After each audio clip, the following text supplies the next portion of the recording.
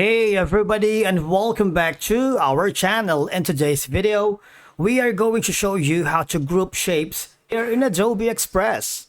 Let's begin. Now, the first thing that you need to do is to log in using your credentials. If this is your first time here in Adobe Express, I want you to click the sign up option. And from here, just follow the on-screen instructions and you're good to go. Grouping shapes here in Adobe Express is a simple process that can make your design process smoother and more efficient. Now, once you are logged into your account, I want you to click on the project or the design that you're working. If you haven't already, just go to the template section wherein you can browse thousands of inspiring designs so you can group your shapes later while editing the design. Or if you want to upload from scratch and create your own content, just click this button.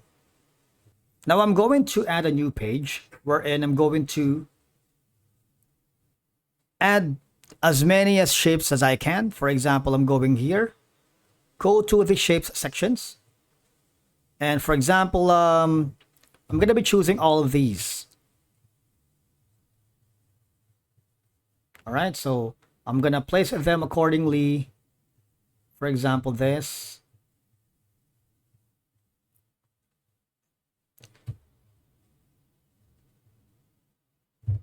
And you can add as many shapes as you can. All right, so like a balloon here. For example, this. And I'm going to add maybe a background.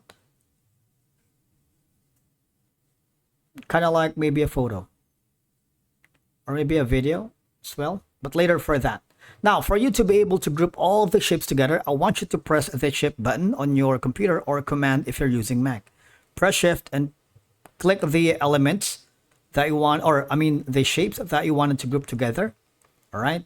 Now, this last step is very important because once you have clicked that, you see there's going to be a small pop-up group that will appear. All right. So let me do that again. The group doesn't appear yet, right?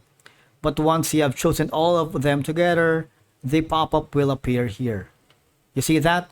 You can group together. Now, you can copy that or duplicate. You see that? And of course, you can place them all together here on your account. So you have all these options for you to place all of the duplicated shapes here in one go so that no one can mess with the elements that you are working right here.